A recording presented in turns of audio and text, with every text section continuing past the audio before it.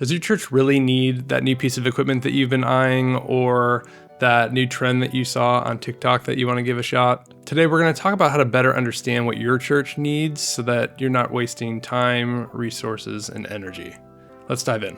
My name is Joe DiMercurio. I've been a production director for about 8 years now, and I get it. I have been in that situation where I see new gear, I see this cool thing that this church over here is doing, and I think to myself, yeah, like that would be great. That would solve this problem, or that would take us to the next level, or whatever. And over the years of doing this, I've realized, man, not all of these things help to the level I think that they will. I think that they're going to make a bigger impact than they actually do in real life.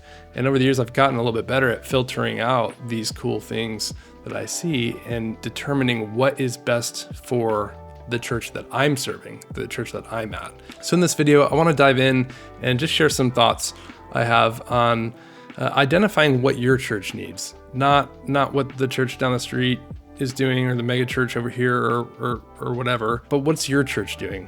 What is the mission and the heartbeat of your church?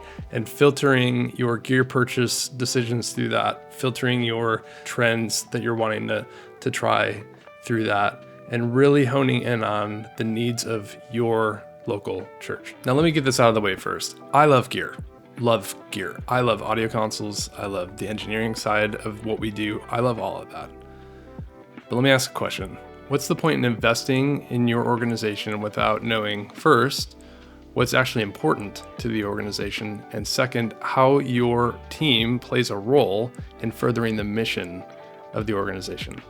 The answer is, there is no point. If you're not actively seeking out the pulse of your church and figuring out its unique needs, you're focusing on the wrong thing.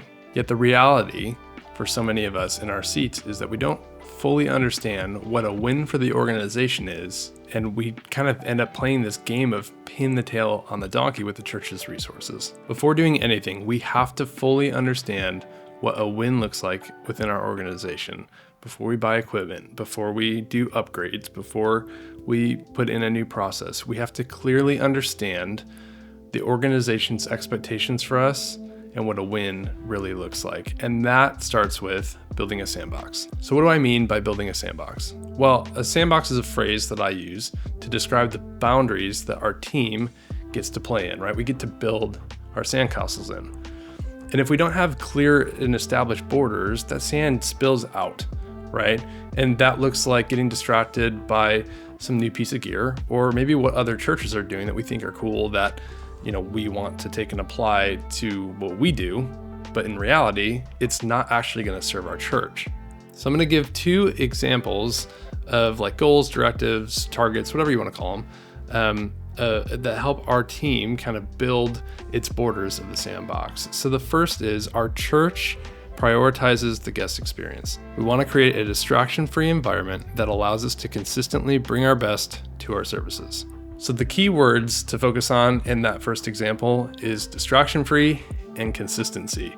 We want to create a distraction-free environment consistently. Now, that means that we can't necessarily go and embrace and put into place new systems and processes and gear and all of that whenever we want, because we have 5 campuses. We want to be able to roll that out to all 5 in a lot of cases. An example I have for this, actually, at our broadcast campus, is we have a jib. We've had a jib for the entire time I've been on staff, but we've only used that jib a handful of times. We love the shot. It looks great. It adds a lot to our online experience. But the reality is we actually don't have the volunteers to operate that consistently. And if you've ever seen a jib, it's huge. It takes up a massive amount of floor space that could be used for seats in our worship center. But if we prioritize the cool factor of what that shop provides over what the church actually needs in that moment, they don't need this big piece of metal and this big crane taking up seats in the worship center only to be used maybe once a month at best because we like the shot. They need the seats, and we're going to prioritize the needs of the room and our community over what we think is cool. Now, that could change. If we got an operator to come in consistently and we were able to do that week in and week out, sure, we'll adopt that. That hasn't happened yet. And until it does, it's going to stay parked in storage unless we have a special event where we can bring it up. Now, the second one I think most people can relate to, especially audio engineers. Our audio during worship should be immersive, like listening to your favorite song in the car. Not so loud that you're in pain, but loud enough to sing along to it and not care how your voice sounds. Now, we've made a decision as a church to run our mixes a little bit more on the louder side, and every room is different, right? We do have dB targets that we send out to the campuses, but they're all a little bit different depending on the room.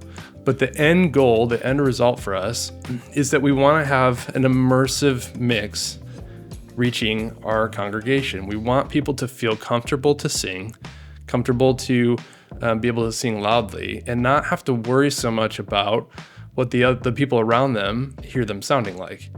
And this is a very clear direction that we get to mix towards. We get to share with our audio engineers and audio contractors and say, here's what we want this to feel like for people who are coming into our rooms to experience this service. And so these are two examples that I go, cool, here's how we can structure the Sandbox for our church. Now you may be asking, how do we build the Sandbox? And the only way to build it is through conversations. You have to have conversations with your boss, your lead pastor, your board possibly, and go, here's what I think we should be doing. Does everybody agree? Are we all on the same page with this? And a lot of times it takes teaching people who don't know about audio or video or tech in general. There may be some teaching that has to happen. I'm fortunate enough, my boss has actually done most of the heavy lifting for me on this one. He's an audio guy, a better audio guy than I am, but his boss isn't. And he's had to do a lot of teaching to help his boss, our executive, kind of learn a little bit more about audio and what maybe the target is. And what's been really cool is to kind of watch the back and forth from a distance between our executive and my boss, and hearing what our executive really likes and what our lead pastor really likes. And then my boss being able to take that and go, cool, I think this is what we're after. And so it's been a huge blessing to have that. But if I didn't have him, I would have to do that. I would have to go and have these conversations. Now, these conversations that have happened either for me or from my boss to leadership have taken time, but they are 100% worth it.